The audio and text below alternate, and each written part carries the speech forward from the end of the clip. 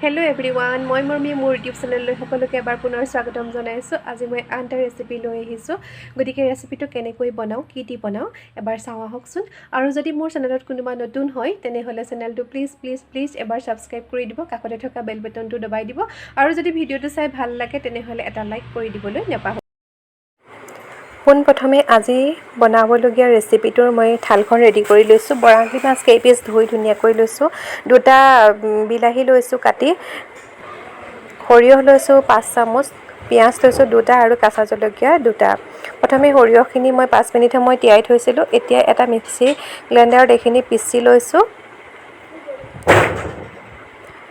আনফালে মাছ কেইপিচত মই নিমখ, হালধি আৰু অকণমান কেঁচা মিঠাতেল সানি লৈছিলোঁ যাতে মাছখিনি নুফুটে। এতিয়া আনফালে এখন কেৰাহীত মই তেল দি গৰম কৰি লৈছোঁ। এতিয়া মাছ কেইপিচ লাহে লাহে দি দিছোঁ।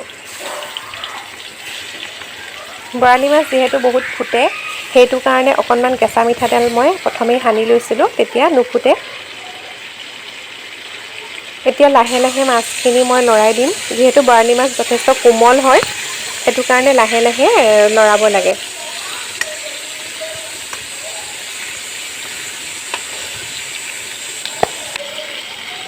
মাছ ফ্ৰাই কৰা হৈ গ'ল। মই হাফ ফ্ৰাই কৰিছোঁ।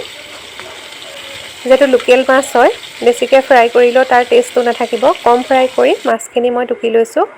এতিয়া সেই তেলখিনিতে আৰু অকণমান তেল দি লৈছোঁ আৰু 2টা পিঁয়াজে তেল মাৰিছোঁ। পিঁয়াজখিনি অলপ মই ভাজি ল'ম নিজৰ জোখমতে। তাতে এতিয়া মই কাটি লোৱা বিলাহী 2টাও দি দিম। বিলাহীখিনি প্ৰায় গেধি হোৱালৈকে ভাজি ল'ম। আৰু ইয়াত এতিয়া মই নিমখ, হালধি নিজৰ জোখমতে দি দিছোঁ। আৰু আপোনালোকেও আপোনালোকৰ জোখমতে দি দিব। নিমখ, হালধি দিয়াৰ পাছত এনেকৈ বিলাহীখিনি ভাঙি দিছোঁ হেতাৰে। আৰু এতিয়া পিচি লোৱা সৰিয়হখিনি, কেঁচা সৰিয়হ পিচি লোৱা সৰিয়হখিনি দি দিছোঁ। বিলাহী আৰু সৰিয়হখিনি মই প্ৰায় 3 মিনিটমান সময় ভাজি ল'ম। বহুত বেছিও নাভাজোঁ আৰু কমো নাভাজোঁ, এটা মধ্যমীয়া জোখত ৰাখিম। দেখিছে নিশ্চয় সৰিয়হৰ গাৰ পৰা পানীখিনি অলপ শুকাই গ'ল, ডাঠ হৈ পৰিলে। এতিয়া ইয়াত মই মিক্সি গ্ৰাইণ্ডাৰত লাগি থকা সেই সৰিয়হখিনিত মই পানী অকণমান দি থৈছিলোঁ আৰু সেই পানীখিনি ইয়াত দি দিম। বগা বগা হৈ গৈছে পানীখিনি, যিহেতু সৰিয়হ পিছা পানী হয়।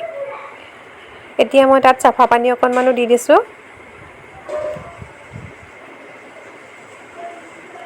এনেকৈ অকণমান লৰাই এটা উতল আহিবলৈ দিম। উতল অহাৰ পাছত মই ইয়াত মাছখিনি দিম। এতিয়া কাটি লোৱা 2টা জলকীয়া দি দিছোঁ। মই জলকীয়াকেইটা ফালি দিছোঁ আৰু আপোনালোকে যদি কোনোবাই বেছি খায় বেছিকৈ দি ল'ব। এতিয়া ফ্ৰাই কৰি থোৱা মাছখিনি সৰিয়হৰ জোলত ঢালি দিছোঁ। অকণমান লৰাই দিছোঁ।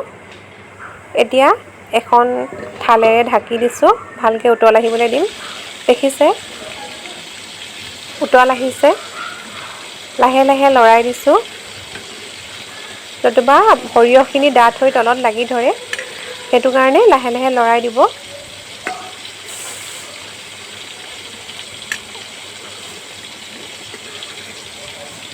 জোলখিনি অলপ ডাঠ হ'বলৈ দিম।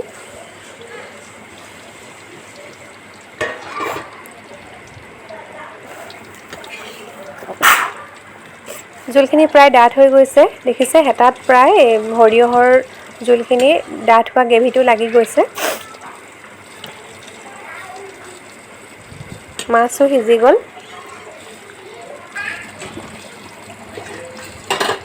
এতিয়া পুনৰ ঢাকনা মাৰিছোঁ আৰু গেছটো অফ কৰিছোঁ।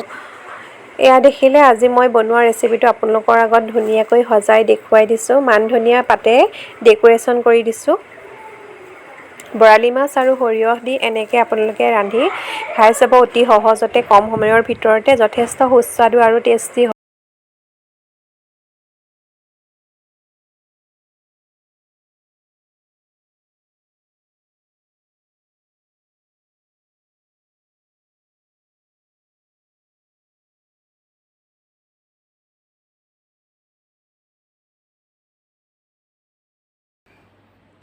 ভাত পানী খাই আহি অকণমান বহিছোঁহি আৰু ভাবিলোঁ ভিডিঅ'টো ইমানতে সামৰি লওঁ আৰু আজি মই আপোনালোকক সুন্দৰ এটা ৰেচিপি বনাই দেখুৱালোঁ বৰালি মাছ আৰু সৰিয়হেৰে মই বনাই দেখুৱালোঁ যিসকলে জানে সেইসকলকতো নালাগে আৰু যিসকলে নাজানে সেইসকলৰ কাৰণে সহজ হ'ব আৰু যদি ভিডিঅ'টো চাই ভাল পালে তেনেহ'লে এটা লাইক কৰিব কমেণ্ট কৰিব শ্বেয়াৰ কৰিব আৰু কাষতে থকা বেল বাটনটো দবাই দিব আৰু শেষতকৈ আপোনালোকৰ সম্বন্ধীয় কোনো ব্যক্তিক পাৰিলে শ্বেয়াৰ কৰি দিব ভিডিঅ'টো আৰু মোৰ এই নতুন চেনেলটো আগুৱাই যোৱাৰ ক্ষেত্ৰত সহায় কৰিব ইয়াকে ৰাখি আজিলৈ ইমানতে সামৰণি মাৰিছোঁ বাই